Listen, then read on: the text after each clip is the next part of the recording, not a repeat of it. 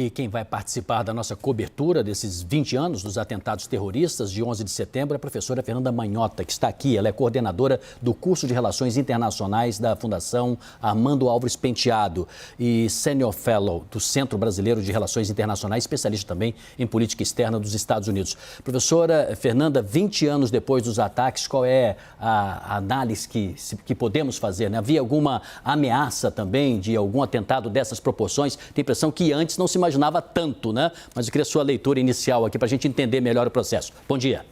Bom dia, Sidney. Sempre um prazer estar com vocês aqui na CNN Brasil. E, de fato, esse é um dia marcante, importante, que se tornou histórico do ponto de vista da política americana e das relações internacionais. Em alguma medida, essa reportagem que nós assistíamos mostra como golpeou os Estados Unidos, sobretudo pela perspectiva daquela ideia da inviolabilidade do território americano. Os Estados Unidos, embora já fossem uma superpotência, já tivessem vivido algumas guerras ao longo da sua história, de fato, nunca tinham, desde Pearl Harbor, enfrentado um ataque direto, né, que fosse perpetrado por algum grupo externo. E o 11 de setembro, então, ressignificou muitas coisas, ressignificou o conceito da guerra, a gente começou a falar sobre as tais guerras assimétricas, ressignificou o sentido de ameaça, nós passamos a olhar não só para os países como rivais, mas também para esses atores transnacionais de características descentralizadas,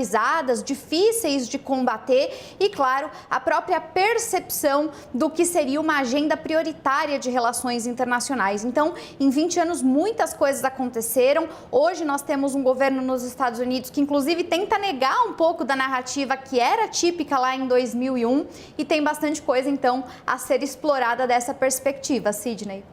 Professora Fernanda, bom dia, obrigada pela sua participação aqui conosco.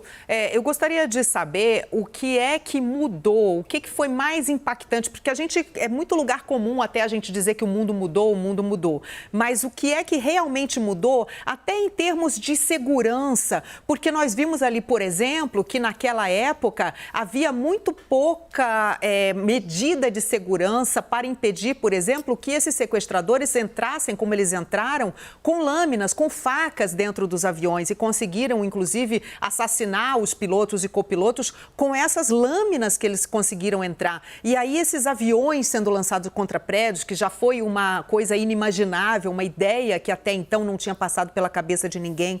Quer dizer, tivemos ali vários exemplos da vulnerabilidade do principal país do mundo, do país mais poderoso do mundo. E isso em que momento as autoridades perceberam que era necessário mudar radicalmente todo esse sistema de vigilância e segurança nos Estados Unidos?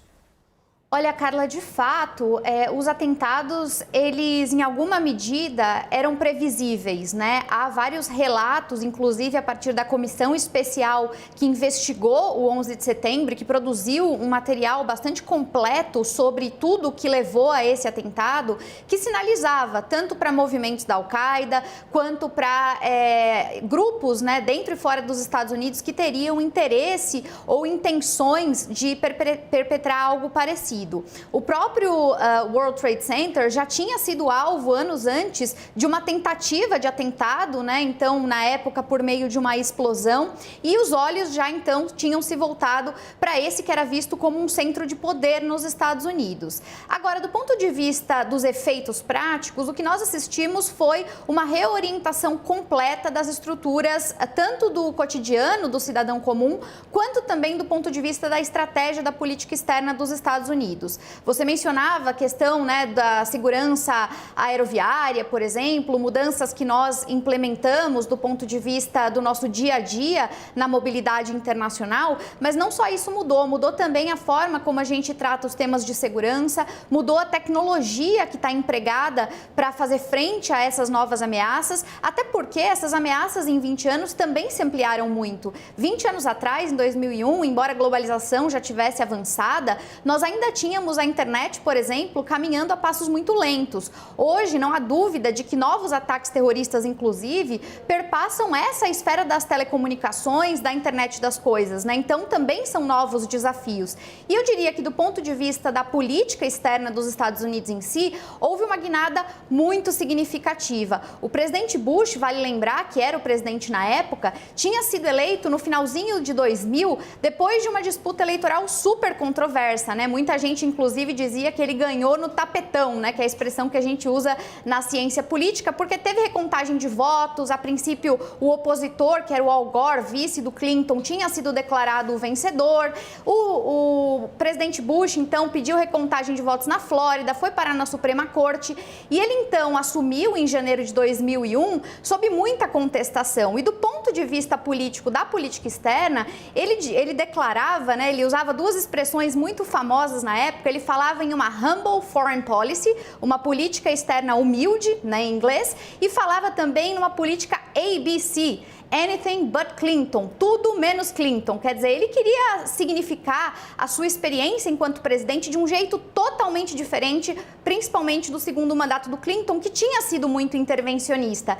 E meses depois, então, 9 meses de governo depois, ele foi levado pelo 11 de setembro a uma mudança completa de paradigma. O Bush saiu dessa esfera de uma política externa humilde, despretensiosa, com foco em questões domésticas, e foi parar na doutrina da guerra ao terror e de todo o intervencionismo que depois culminou na guerra do Afeganistão em 2001 e na guerra do Iraque em 2003, Carla.